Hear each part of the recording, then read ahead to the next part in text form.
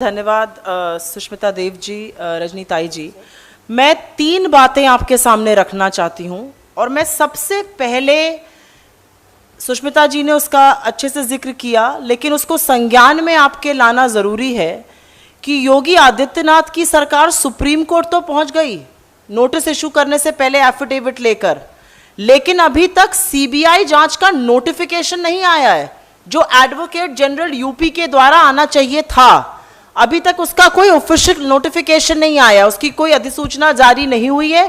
तो ये सिर्फ जबानी जमा खर्च है, क्योंकि सीबीआई की प्रोब आप इधर मांग रहे हैं, एसआईटी से भी प्रोब करा रहे हैं, सारा अत्याचार कर रहे हैं। ये मैं एक ऑन रिकॉर्ड रखना चाहती थी। और दूसरा, मैं एक ऑन रिकॉर्ड एक बात और रखना चाहती हूं, क्योंकि मैं उत्तर प्रदेश से ही हूं और आज सवेरे ही वापस लौटी हूं, कि जिस तरह से विक्टिम शेमिंग, जिस तरह से उस लड़की को बदनाम करने की साजिश रची जा रही है, और उसमें उत्तर प्रदेश का प्रशासन, उनके आला अधिकारी, भाजपा के तमाम नेता, उनकी पूरी ट्रोल और आईटी सेल की आर्मी लगी हुई है। यह निंदनीय नहीं, यह बहुत बड़ा अपराध है। एक लड़की जिसके साथ जघन्य अपराध हुआ और उसके बाद उसकी मृत्यु हो जाती है, और अब उसको सिर्फ बदनाम करने का दुष्प्रचार किया जा रहा है, और इसमें आला अधिकारी तक शामिल हैं। इस बारे में हम लोग पहले बात कर चुके हैं, लेकिन मैं एक बार आपके माध्यम से फिर से ये याद दिलाना चाहूंगी कि एडीजी लॉ एंड ऑर्डर ने एक बार नहीं 50 बार कहा है कि रेप हुआ नहीं है, क्योंकि सीमन, या जिसको हिंदी में वीर कहते हैं, वो मिला नहीं है। उनको शायद 30 साल पुराना और जो पहले उनको कानून पुलिस एकेडमी में पढ़ाया गया था वो याद है, क्योंकि सच तो यह है कि जो आईपीसी की धारा 375 है वो हमारी सरकार ने निर्भया कांड के बाद 2013 में अपनी जिम्मेदारी समझते हुए बदली थी। और सुप्रीम कोर्ट का judgement state of UP versus Babulnath भी कहता है कि रेप के लिए सीमन का मिलना या पीनस पेनिट्रेशन होना अनिवार्य नहीं है, उसकी कोशिश करना भी रेप है। यह लॉ बदल चुका है, शायद एडीजी महोदय को यह लॉ पता ही नहीं है, और इसी को बार बार वो विक्टिम शेमिंग कर रहे हैं।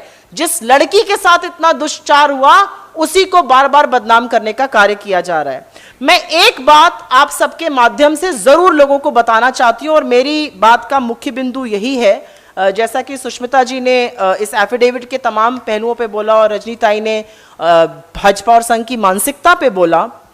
जब कोई हथकंडा नहीं बचता है यूपी सरकार के पास, जब वो झूठ भी बोलती है, अंडर ओथ पर्जरी जिसको कहते हैं, वो भी करने को तैयार है, तो वो एक नया हथकंडा अपनाती है। एक मनगढ़ंत जातीय दंगों की बात करी जाती है, और उन्होंने तमामों अपने एफिडेविट और एनेक्सर्स लगाए हैं। उन्होंने अपनी आईटी सेल के माध्यम से ये सबको बताना चाहा है कि ये इंटरनेशनल कॉन्स्पिरेसी है, ये एक अंतरराष्ट्रीय कॉन्स्पिरेसी है जिसके तहत योगी सरकार को बदनाम करने का काम किया जा रहा है।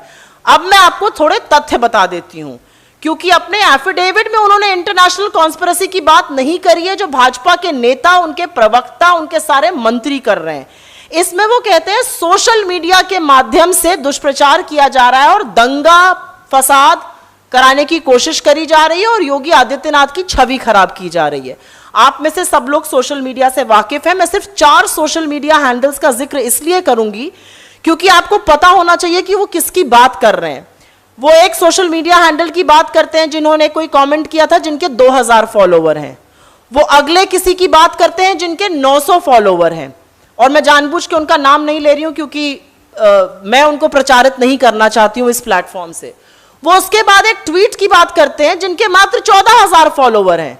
तो 900 वाले फॉलोवर, 2000 वाले फॉलोवर, 14000 वाले फॉलोवर प्रदेश में दंगा फैला सकते हैं, प्रदेश में उनकी छवि धूमिल कर सकते हैं, या उनकी आईटी सेल जो बुरी तरह से परिवार को प्रताड़ित कर रही है और उस लड़की को बदनाम करने की कोशिश कर रही है, वो इसको इल्जाम दे रही है। एक बात और है, नकल में भी अकल की जरूरत होती है, क्योंकि जो ये पूरा एफिडेविट फाइल हुआ है, इसका अनेक्शर अगर आप 101 से 127 पढ़ेंगे, पन्ना नंबर 101 से 127, वो मैं आपको जरूर बताना चाहूंगी, क्योंकि इसमें उन्होंने जिक्र किया है।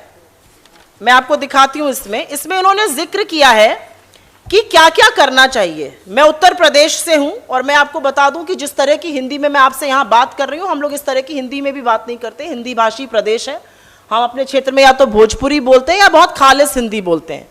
ये खालिस अंग्रेजी में जिन चीजों का उन्होंने वर्णन किया है, ये खालिस अंग्रेजी में उत्तर प्रदेश में दंगे फसाद फैलाने की बात है। और ये क्यों है ये भी जान लीजिए। ये इसलिए है क्योंकि ये पन्ने, जब अमेरिका में नस्लवादी हमलों की बातें चल रही थी, ब्लैक लाइव्स मैटर का मूवमेंट चल रहा था, वहां से कॉपी पेस्ट करके यहां पर लगा दिया गया है। और अब मैं आपको थोड़े साक्ष्य बता देती हूं। पन्ने नंबर 125 पे पढ़िए, लिखा है, if you see black people running, run with them.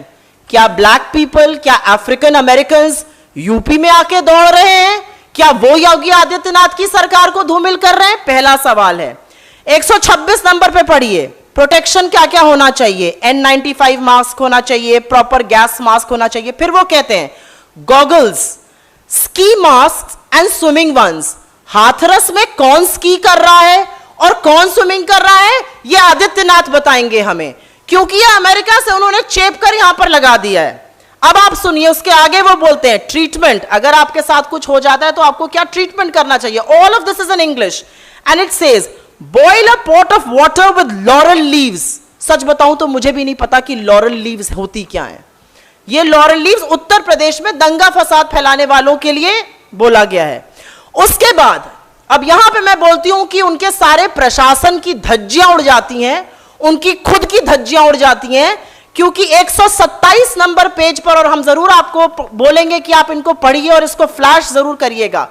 127 number page पे वो कहते हैं, if you decide to go protesting, please do your research on whether or not the riot you are attending is set up or not. ये black lives matter की बात है। और अब आगे ध्यान से सुनिएगा। In several cases, like in San Diego and Phoenix, for example, जहां तक मेरी नॉलेज है, सैन डिएगो और फिनिक्स अमेरिका की जगहें हैं। अमेरिका के ब्लैक लाइव्स मूवमेंट की बात हो रही है।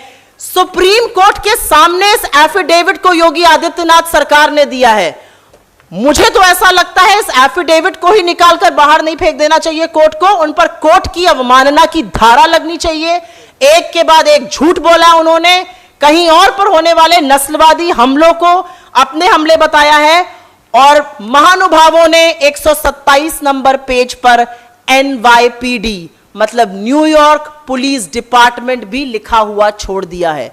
जहां तक मेरी जानकारी है, न्यूयॉर्क पुलिस डिपार्टमेंट न्यूयॉर्क में कानून व्यवस्था देखता है। हाथरस या उत्तर प्रदेश में तो मोदी जी की और योगी जी की जो सरकार है और उसकी जो उत्तर प्रदेश की भ्रष्ट पुलिस है, उसी का राज चलता है।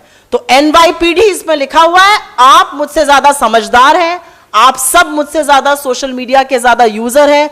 मेरा करबद्ध के अनुरोध है कि इसको जरूर बताइए कि किस तरह से सुप्रीम कोर्ट के सामने इस पूरे मामले में तो झूठ बोला ही गया है, लेकिन यूएस से उठा के तथ्य यहां लगाए गए हैं। इस पर मुझे समझ में नहीं आता, क्योंकि मैं उत्तर प्रदेश में हूं और आप सबके सामने मेरा सर शर्म से झुकता है कि मैं आंसू बहाऊं या हंसूं कि इन्होंने क्या हालत कर दी है लॉ एंड ऑर्डर की। और ये सिर्फ इसलिए हो रहा है। ये क्यों हो रहा है? क्योंकि सारा ऑपोजिशन और सारा विपक्ष और सारा मीडिया इनसे सवाल पूछ रहा है। इनके पास ध्वस्त कानून व्यवस्था को लेकर कोई जवाब नहीं है, और ये सिर्फ कवर अप करने के लिए, ये सिर्फ मुद्दे को हटाने के लिए, भ्रमित करने के लिए एक इंटरनेशनल कंस्पिरेसी की बात करी जा रही है। योगी जी, आप अपने दिमाग में बहुत जरूरी व्यक्ति होंगे, लेकिन आप न्यूयॉर्क पुलिस डिपार्टमेंट के लिए जरूरी नहीं है। आपका डिपार्टमेंट उत्तर प्रदेश है। ये मनगढ़ंत अफवाहें फैलाना, और जो आपने 19 FIR इसके बाद लॉन्च करी हैं सेडिशन चार्जेस पर, वो बंद करिए, क्योंकि आप लगातार झूठ बोल रहे हैं और आपका झूठ जनता को अच्छी तरह से समझ में आ रहा है। मैं कंक्लूजन में सिर्फ इतना ही कहूंगी कि stop the cover up. Congress party stands by it's demand that chief minister Adityanath should be dismissed with immediate effect.